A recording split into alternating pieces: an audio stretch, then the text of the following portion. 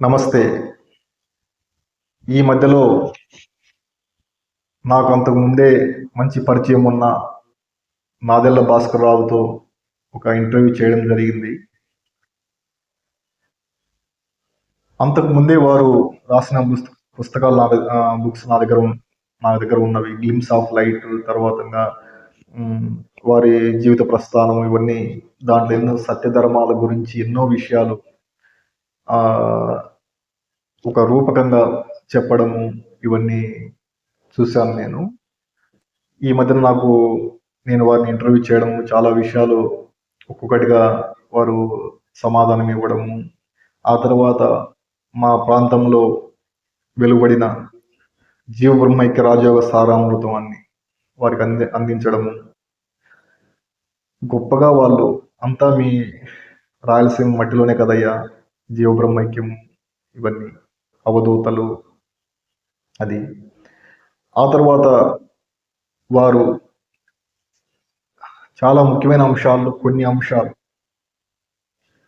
అన్నానికి లేదని నువ్వు బాధపడకు, అబద్ధం చెప్పకు, అన్నీ నీకు వస్తాయి, నీ దగ్గరికి వస్తాయి. చాలా మంచి విషయం అది. మూతి మూతిచ్చిన వాడు మేత ఇవ్వడా అనేసి. మనం పుట్టక ముందే మన అమ్మ దగ్గర మనకు పాలు పడతాయి. ఏది పుట్టక ముందే మనకు ఆహారాన్ని పెట్టినవాడు ఆ పరమాత్ముడు పుట్టినవాడికి కూడా పుట్టక ముందే క్రియేట్ చేసిన వ్యక్తి ఆ పరమాత్ముడు అంటామా, లేకపోతే దాన్ని బ్రహ్మ అంటామా? పుట్టినాక మనకు దొరకదా? సత్య ధర్మాలను పాటించండి అనేసి ఒక మంచి ప్రబోధ అది. ఆ తర్వాత పరిపూర్ణత్వంతో ఉండాలి. పరిపూర్ణత్వంతో ఉంటే మనకు అన్ని ఇప్పుడు భేదం అనేది ఉండదు.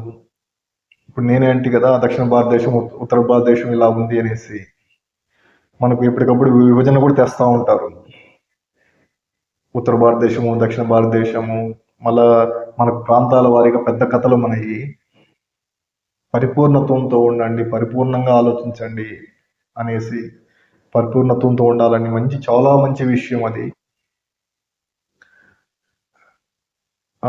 సత్యాన్ని మాట్లాడము, తక్కువగా మాట్లాడము, సత్యాన్వేషణ చేయడము, ధర్మం కోసం పాటుపడము, ధర్మాచరణ చేయడము, జ్ఞానవంతులతో కలిసి జీవించడము, జ్ఞాన సముపార్జనకై పాటుపడము, ఇవన్నీ చాలా మంచి విషయాలు. నాకు ఇంకా ఎన్నో గంటలు అన్రికార్డెడ్గా ఎన్నో విషయాలు మాట్లాడుకుంటే మేము, ఎందుకంటే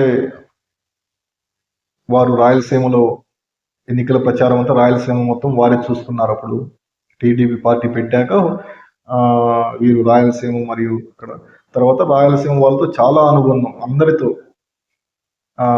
పెంచికల బసిరెడ్డి కావచ్చు, ఎస్వి సుబ్బారెడ్డి, పెద్దిరెడ్డి రామచంద్రారెడ్డి కూడా, మైసూరారెడ్డి గారు, ఎంవి రమణారెడ్డి గారు. ఈ రోజంతా ఎవరి పాటి వాళ్ళు ఉండొచ్చేమో కానీ ఒకప్పుడు వీళ్ళంతా చాలా మంచి సోదర స్నేహ స్వభావాన్ని కలిసి తిరిగిన వాళ్ళు వీళ్ళంతా.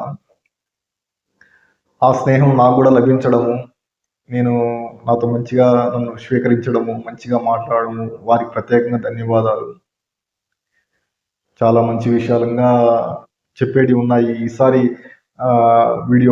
చేసే వీడియోలో సత్య ధర్మాలు అంటే ఏమిటి, ఎట్లా ప్రాక్టికల్గా మనకు చెప్పొచ్చు. థియరిటికల్గా ఎన్నైనా మనం కథలు అల్లుకుంటూ పోవచ్చు. ప్రాక్టికల్గా సాధనలో మనం నిజ జీవితంలో ఈ వస్తు ప్రపంచంలో మనం ఏ విధంగా మెలగాలి అనేది ఒక్కొక్కటి మనము వచ్చే వీడియోలో నేను వారిని అడుగుతాను, వారి ద్వారా మీకు చెప్పిస్తాను నేను. నమస్తే, జై హింద్.